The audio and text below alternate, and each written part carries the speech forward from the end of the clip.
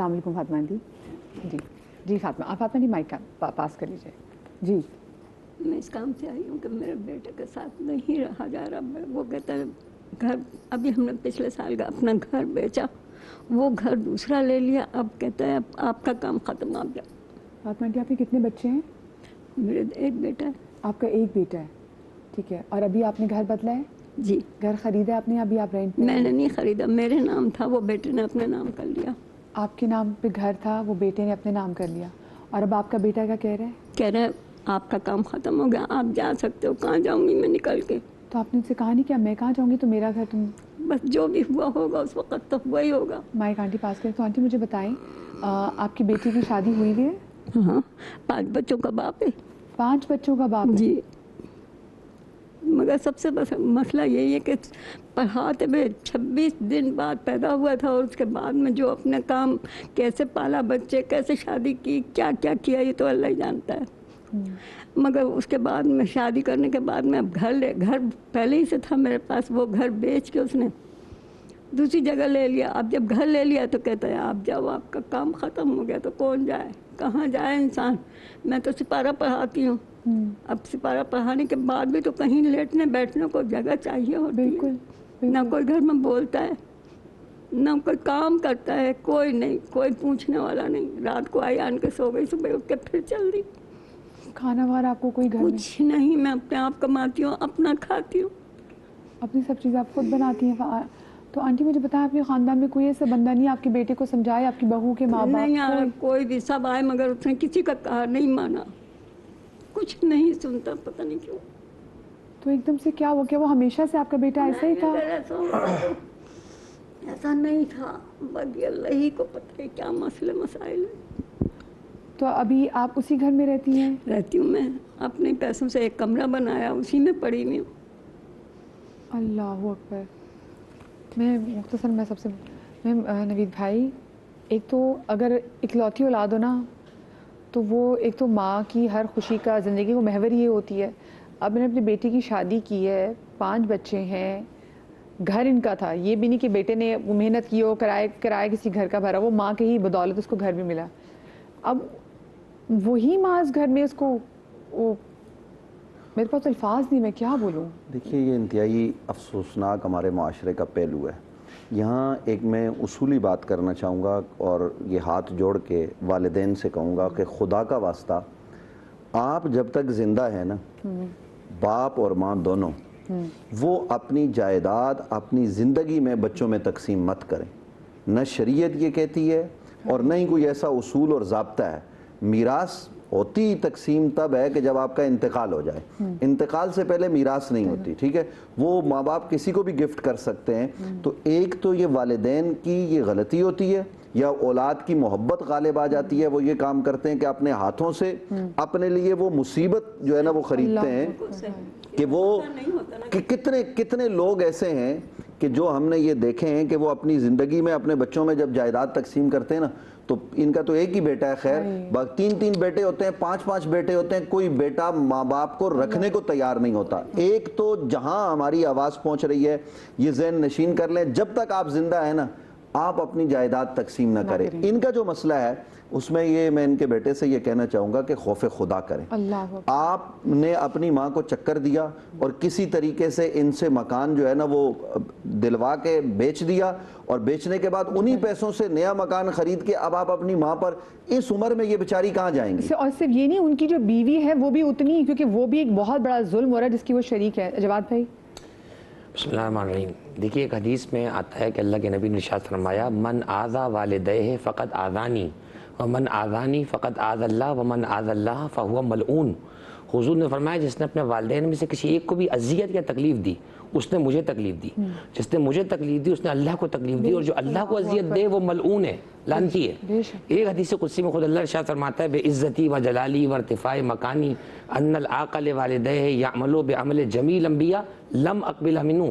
حدیث قدسی میں اللہ ارشاد فرماتا ہے, مجھے اپنے بلند مرتبے کی قسم ہے, ماں باپ کا دھتکارا ہوا اگر تمام انبیاء کرام کے برابر بھی نیک کام کر آئے گا, میں اس کے عمل کو قبول نہیں کروں گا. تو میں یہ سمجھتا ہوں کہ ان کے بیٹے اگر اس پروگرام کو دیکھ رہے ہیں اور یہ بات وہاں تک پہنچے, خدا را کوئی رشتہ دار دیکھ رہا ہو, اگر کوئی بھی آگے بڑھیں, اس میں آگے بڑھیں, کیونکہ یہ اللہ سبحانہ وتعالیٰ کے غضب کو خریدنے کے برابر ہے. ساری زندگی کے اعمال داؤ پہ لگ جائیں گے. یہ آج ہیں, اللہ کی بارگاہ میں سب نے پلٹ کے واپس آنا ہے, کل دنیا سے گزر جائیں گی. آپ 5 بچوں کے باپ ہیں, آپ کے ساتھ اس طرح کی 5 قسطیں چلیں گی پوری. آپ کی اولاد آپ کے ساتھ کیا کرنے والی ہے. چنانچہ میں ہی سمجھتا ہوں کہ ہوش کے ناخن لیے جائیں. یہ آپ کی جائیداد, جسے آپ جائیداد سمجھ رہے ہیں مٹی گارے کا مکان, یہ سب یہیں رہ جانا ہے. یہ سب تقسیم ہو جائے گا. آپ کی اصل جائیداد یہ ہیں, یہ اصل جنت ہے آپ کی. ان کو گلے لگائیں, ان سے توبہ کریں. صرف آ کر ماں کے پاس شرمندگی میں بیٹھ جائیں گے, آپ کو معاف کر دیں گے, اللہ آپ سے راضی ہو جائے گا. بالکل. اچھا, ان سے میں یہ صرف کراچی کا کون سا علاقہ ہے آپ کا اماں جی؟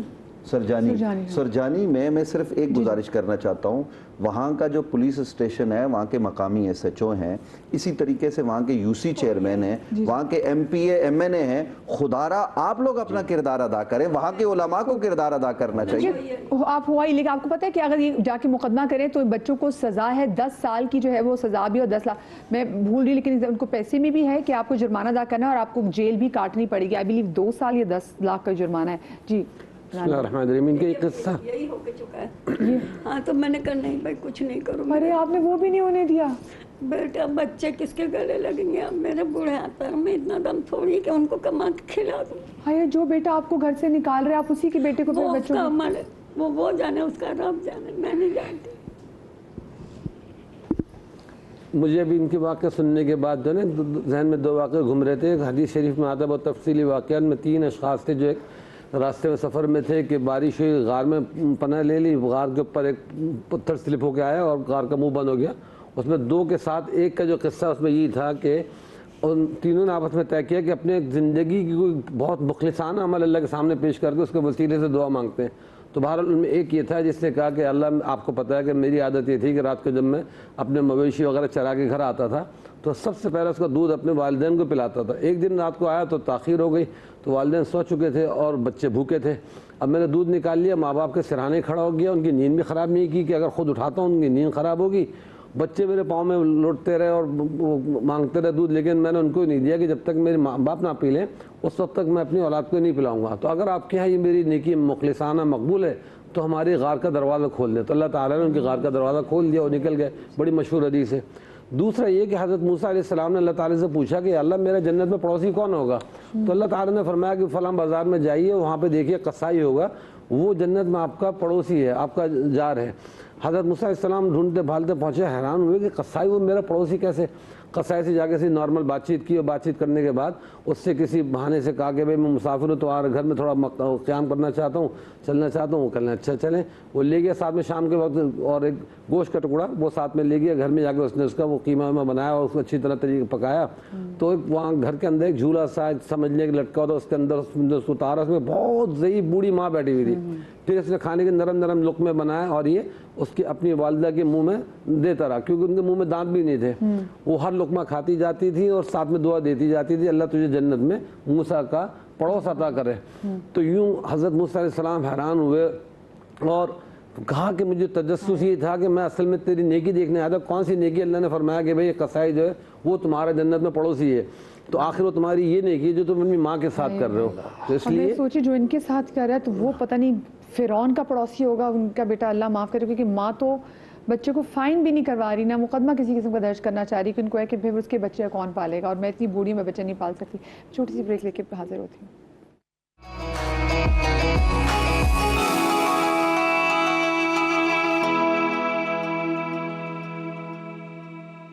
جی بسم اللہ الرحمن الرحیم. بریک کے بعد ہم آپ کو ایک بار پھر سے خوش آمدید کہتے ہیں, اور آج ہم بات کریں ہیں والدین کے حقوق کے حوالے سے, اور نافرما بردار جو اولاد ہے اس کے حوالے سے بات کریں.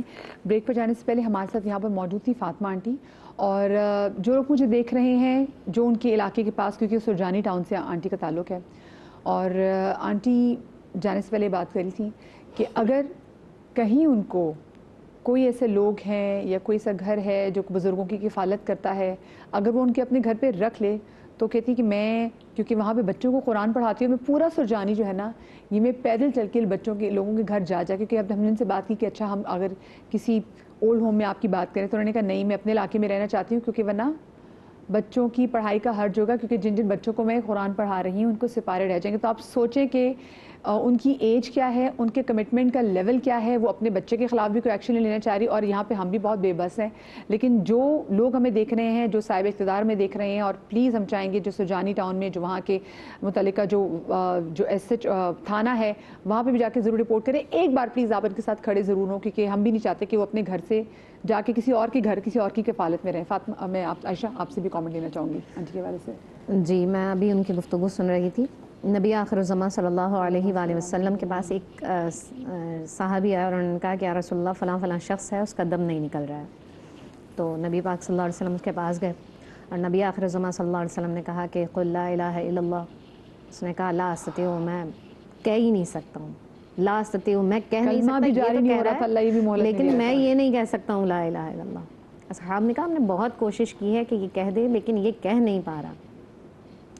نبی صلی اللہ علیہ وآلہ وسلم نے ارشاد فرمایا اس کی ماں کو بلایا جائے, اور جب بلایا گیا تو انہوں نے کہا کہ تمہارے ساتھ اس کے کیا تعلقات تھے. اس نے کہا کہ یہ میرا نافرمان تھا اور میں اسے معاف نہیں کر سکتی. تو نبی صلی اللہ علیہ وآلہ وسلم نے ارشاد فرمایا جہنم کی آگ اسے جلائے گی.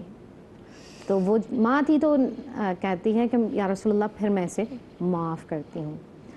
تو یہ یاد رکھیں کہ ماں باپ کی نافرمانی اس نہج تک لے جاتی ہے آپ کو کہ جب آپ کا وقت مرگ ہوگا نا تو اس وقت کلمہ بھی نصیب نہیں ہوتا ہے ایسی اولادوں کو.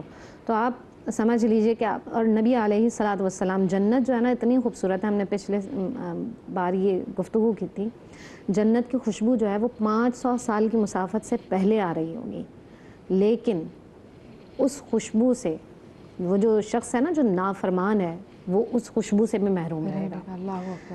آپ نے کہا کہ اس کا پڑوس کیسا ہوگا, میں آپ کو بتاتی ہوں کہ حدیث میں اس کے پڑوس کے بارے میں کہا جاتا ہے.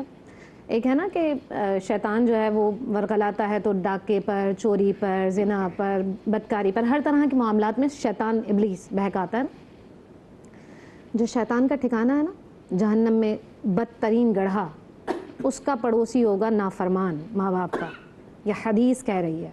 تو آپ سوچیں کہ جب نبی علیہ الصلوۃ والسلام نے اتنی چیزیں بتا دی ہیں پھر بھی, اور آج کی اولاد اگر ماں باپ کہہ دیں نا کہ بھئی بیٹے مجھے رات میں دوائی دلانے کے لیے لے چلو, تو وہ کہے گا نہیں نہیں اماں میں صبح میں چلا جاؤں گا. اور وہی اس کا کوئی دوست یار اسے کال کر کے کہے کہ یار میں فلاں فلاں جگہ پہ میری بائک خراب ہو گئی ہے, جانی آ جا, تو وہ 2 منٹ میں اٹھے گا اور کہے گا یار کے لیے تو سب کچھ قربان ہے. تو چائے پینے کے لیے بھی بلا رہا, جی بالکل ایسا ہی. آج کل جو ہم اتنے خوار ہو رہے ہیں, پریشان ہیں, اس کی بنیادی وجہ یہ ہے کہ جو ضروری چیزیں تھیں نا وہ ہم نے چھوڑ دی ہیں, اور جو غیر ضروری چیزیں تھیں نبی علیہ الصلوۃ والسلام کے اس کلام کو ہم بھول گئے ہیں جب نبی صلی اللہ علیہ وسلم کہہ رہے ہیں تم میں سے بہتر وہ ہے جو اپنے گھر والوں کے لیے اچھا ہے. بالکل بالکل.